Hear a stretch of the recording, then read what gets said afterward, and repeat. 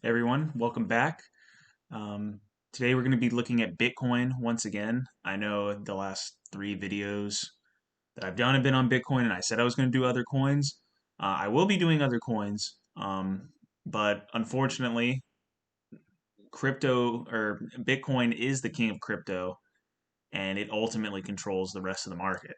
So that is why the focus right now is heavily on Bitcoin because whatever Bitcoin does, the altcoins usually follow. Now there is definitely some deviation from Bitcoin's trends, but for the most part, everything kind of follows what Bitcoin does. If Bitcoin falls 10%, you're not going to see many altcoins in the positives as well. So that's why we're looking at Bitcoin today. Before we dive in, if you do enjoy this content, you find it educating and entertaining, please be sure to like and subscribe to this channel. And let's dive in. So, like I said yesterday, we were watching this daily candle right here to see if we were going to close above this important line of support. And it looks like we did, which is definitely a positive sign. Right now it is 10:28 p.m. Eastern time. And so we've started this new daily candle. And as you can see, upon opening, it came down and it tested this line of support and also this line of resistance right here, which at this point it's flip flopping between resistance and support. Um, but right now it's acting as the line of support since we finally have gotten past it, and it looks like we're getting to that point where we're getting away from this line, this descending trend line that goes all the way back to almost the beginning of the ultimate descent. So we have this trend, this negative trend line right here, and we're finally starting to make progress, uh, getting past that. So that's a great sign for potential reversal. Um, Now, I'm not saying it's going to be immediate. This could easily take several months before we actually see any new all-time highs. But in terms of establishing a bottom from this decline, we're I think we're doing making progress on that establishment. Because as you can see, like I said yesterday, we had this dip down below our fib, below our support line, but we had the buying pressure, buy all that back up, and we ultimately closed above above this line, almost, and we almost broke this resistance line on the close, but we closed right at the resistance line. Now we move over here, and we're bouncing. We'll see what happens. We still got 21 hours, but things look positive right now. Things are looking positive.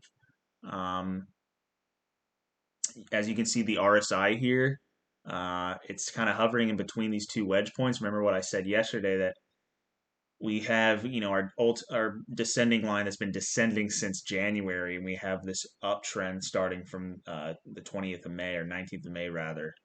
So July is definitely going to be interesting. These next few weeks probably are going to be somewhat sideways. It's just going to be working on reestablishing this line for support and hopefully starting to attack this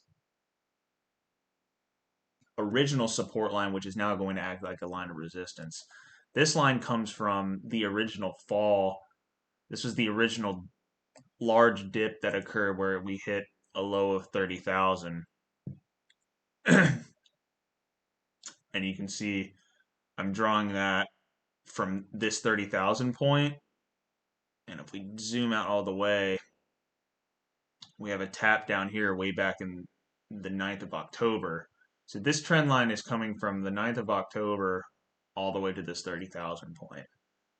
Um, so that is now, as you can see, acting as a line of resistance. We tried to break it um, here on the 29th when we had that nice surge through all these resistance lines. but we ultimately got rejected. So we'll see. We'll see what happens here. Things are looking good. Things are looking positive.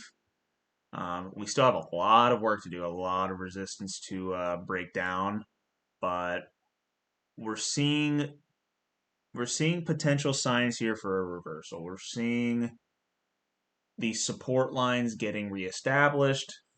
They're getting tested and they're holding up. They're not dropping anymore. And what I like to see here too is that our relative strength index is increasing rather than decreasing overall.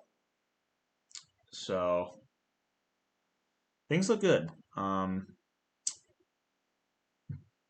Stay in touch next week. I'll be explaining a lot more of my chart setup, like what my fibs represent, my bull market support band, um, these trend lines, ultimately how I develop them, how I develop these support and resistance lines. Um, and I will also be tackling the altcoins next week as well. Um, so yeah, please stay tuned for next week. I hope you guys have a good weekend, and I will see you guys Monday. Please like and subscribe.